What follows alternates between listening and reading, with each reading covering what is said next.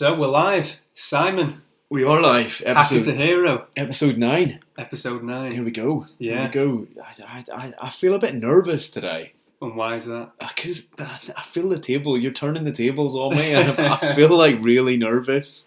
Well, there's no need to be. What are you going to do today? What's the crack? This one, I'm going to be asking the questions. Oh. We're going to flip it. Now, I would like to ask you questions that I would ask to the average golfer, to any golfer. Okay. And hopefully you calling me average? No, I'm not.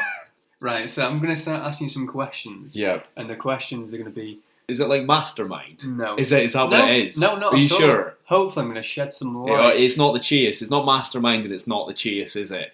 You know, that daytime TV show. You're looking at me blank. This is easy going. No, Are you sure? I'm very sure. Right, okay.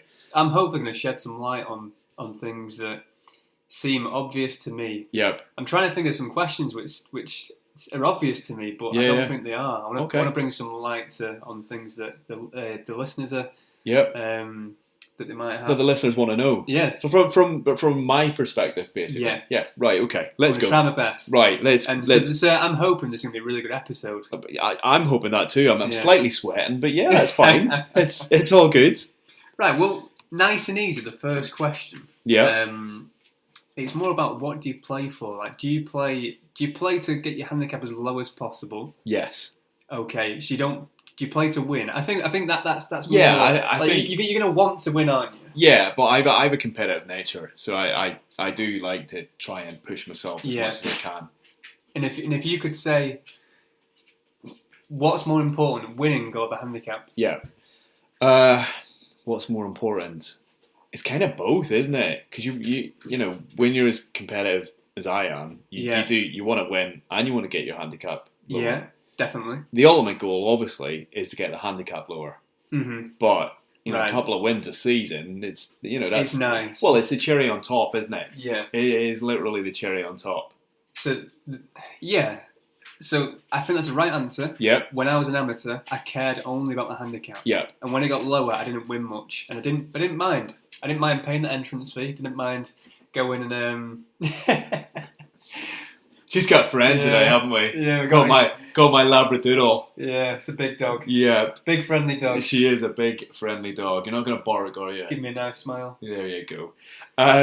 So it wasn't a priority to win. Yeah. I would pay my competition fee and I'd look forward to bringing the handicap down. Yeah. It was always that case. So I'm happy that's your answer. And it's nice to get a win if you do. Yeah, it is. I think you want to do well. You don't want to come too far down the list as well when you're in a comp. Yeah. The one thing you know, even if you play bad, you still don't want to come last. Yeah. That is if you know in your head that was a bad round, mm-hmm. it's good not to come last. Yeah. It's almost like haven't done it yet. Do you know that way? But yeah, you want to do as well as you can, mm-hmm. because if you do really well, the win's a bonus. Your handicap's going to come down because you'll have probably played better in your handicap. Yeah. So that's always my goal, to go out there, beat my handicap. Yeah.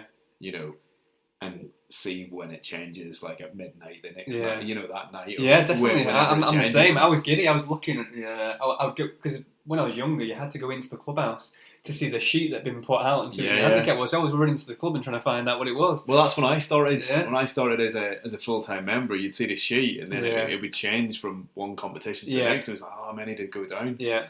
So I'm happy with your answer. To anybody out there listening, I think handicap is more important. Yep. I do hear a bit when people say, I'm not going to hand this card in. Yep. I'm not going to hand this good scoring because I want to win. And that irritates me. Yeah, so my advice is to obviously hand it in. I have to say hand it in, which I would anyway. Yeah. Like, you've got to hand but card. The thing is as well, you're only cheating yourself. Do you know what I mean? Yeah, kind of thing. If you're not handing your cards in, well, you're not giving a fair reflection on how you're playing. No. So you know what I mean? Can't kind of cheating yourself, and you've got a chance of taking money from somebody else as well. And if you're a pro and you're playing that way, then it doesn't really matter. Like you've got to win, you go for the win. Handicap's no issue, but for listeners, winning it's nice, it's important. Yeah, I think winning's definitely try and get your lowest score, your lowest handicap. For single figure handicappers, amateurs, they're all about winning. Do you know what I mean? They want to win. It's not really about getting the handicap any lower, but they want to win. Whereas for the likes of me, get the handicap lower. Absolutely, have a really handicap that you can be really proud of. Yeah. And, the other part of that was, do you play for leisure, which you don't. I don't play for leisure. Really, no. I'm quite jealous of those who just play for leisure. I can't. They walk on a golf course, stress-free. Yeah. Just smack the ball around and I don't know how to. Go back and have a pint and go home. Even when you have a normal round, it's like, I don't know how to play for leisure. Yeah. Do you know what I mean? There's always something on it, isn't there? There are definitely golfers at my club who play for leisure. Even when you go for a solo round, you're always in your head, right, I need to get this. Or I need to, do you know what I mean? There's always a target. Yeah. So I don't know how that works. Yeah. My brain doesn't work that way. I don't know how that actually works. Yeah. Yeah, let's just go and play around with nothing on it and no focus and no target. What? Yeah, definitely. Well, next question then. Oh. So moving on. Yeah, did all right. Did I do all right, boss? You've passed. Yeah. I'm very happy with your answer, yeah. Thanks very much. So,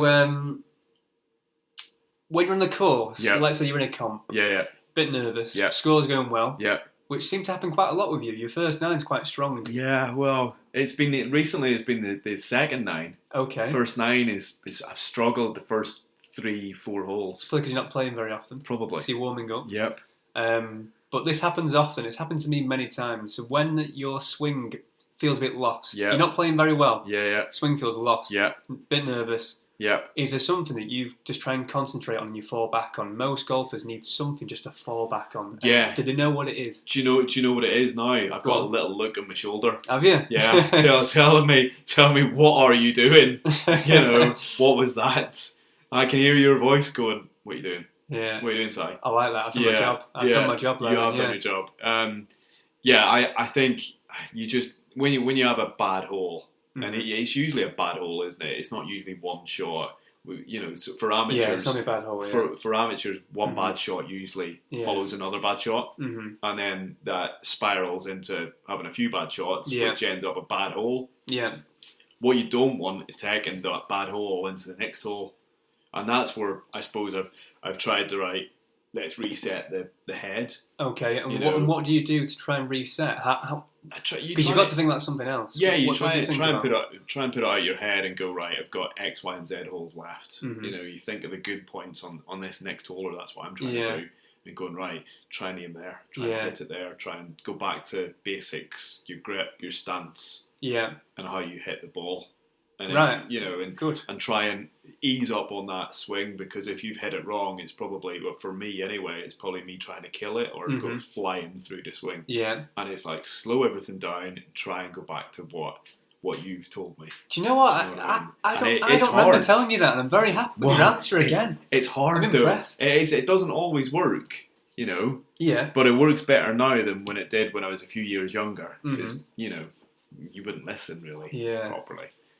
Yeah, well, my advice on top of that is what you've said. Yeah. So if you're ever struggling, you've got mindset and you've got the skill itself. So the mindset will be trying to break the round up into holes of 3. Yeah. So rather than thinking of the front 9, the back 9, or the whole 18 holes, you're thinking you're breaking it into 3 holes. That's a good one. Can I shoot 1 over par in these 3 holes? Yeah. Then your next target, can shoot 1 over par in the next 3 holes. You're breaking it into small, easier chunks rather than thinking about the whole 18. I've got 2 shots left. Yeah. Got 16 holes to go. I've started really badly. Yeah. Break up nice. It's and also small. you've also got to for me as well, is drown out the noise. Drown out the noise sometimes you're playing partners. Definitely, yeah. You know when I'm trying to drown, I'm not talking to anyone. I'm angry. Yeah. Well, you do, don't you? Yeah. You have to because when you've hit a bad shot, the comments will fly in. There's what I mean? Something there. There's usually somebody telling you what you've done wrong, or you this, that, and the other. Yeah. But you've got to drown it out. You've got to do what you think's better for you, because their advice, it might be right, but it also might be wrong. I luckily don't hear advice. Yeah, that's good. That's good. I think because they're just scared of saying things, but I would take any advice. But then I would say for the skill itself, try and take your mind off it, would be to focus on, like you're saying, stance. Yeah. Just make sure your alignment is as good as can be. Yeah. Your alignment, and just focus on tempo. Yeah. Just when you're a bit nervous or when things aren't going very well, when you're quite angry, your swing tempo can change. You can swing erratically. Yeah. Things are out of place. You're focusing on a tempo. Yeah. In your head, you can think of something simply as... Do you know what? Just when you're saying that, when Tiger and his son Charlie were playing the other week in that competition, amazing, wasn't it? Yeah, unbelievable. But I took a little snippet from what was, there was so much noise about it. But Tiger said to Charlie, and it's not exact, but he said something like, "Don't worry about how many people are watching your shot, because regardless if there's one person watching you or 5,000, that shot is exactly the same." And it's like, I took that away because it's like, for us, like, we don't have people watching us normally. Mm-hmm. But if you're playing in a new 4-ball or you're playing with somebody who's really good at your club, you get a little bit nervous. You get a bit, I need to hit this. And it's in your head. Yeah. But you know what? Tiger's right. It's like, it's just the same shot. Mm-hmm. It's the same shot as if you're playing with your mates or if you're playing with those really good, the ones that you want to impress. Yeah. It's still the same shot. Yeah, definitely. Just hit it the way you've been taught to hit it. I think that's something we think about inside and we're aware of, but I heard the same thing. I've seen that same video. And I think when it comes from Tiger... Yeah.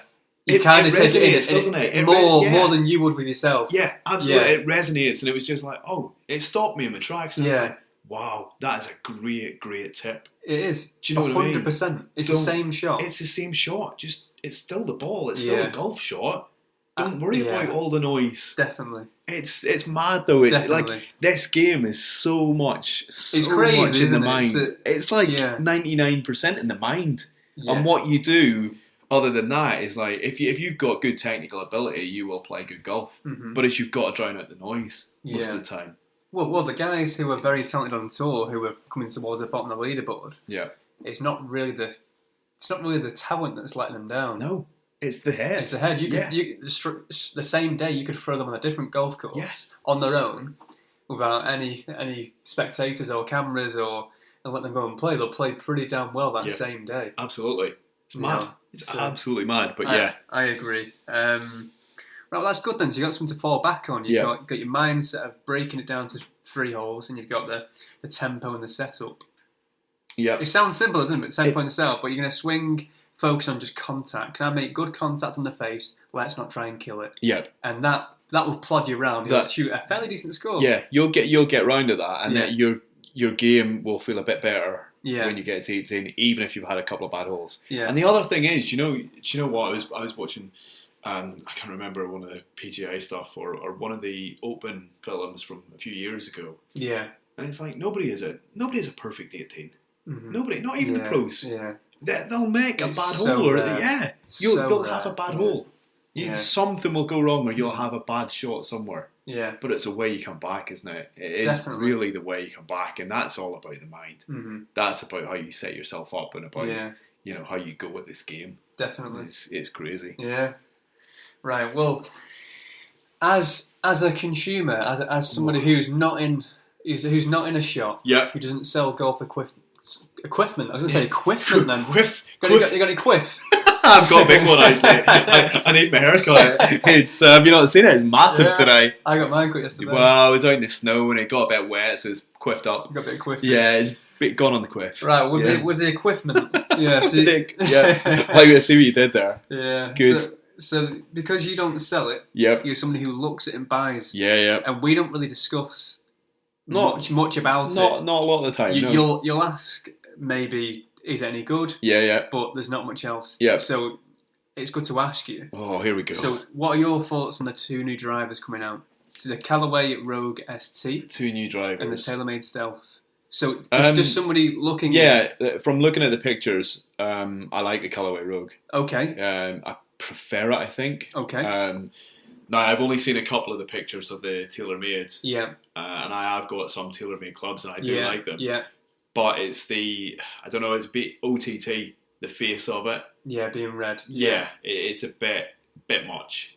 For an average hacker to come out with pull that out your bag and go, oh yeah, look at me. It's like, do you know what I mean? Right. It's not me. I didn't think of that as a good idea. Do you know what I mean? It's not my style. Yeah, so you've got somebody who's maybe Yeah, he wants to up the game, but not trying to show off. Look what I've got. Exactly. Look at me. Look at the face on this. Yeah. Like I get it. I get Carbon. I get the whole nature of it, but it's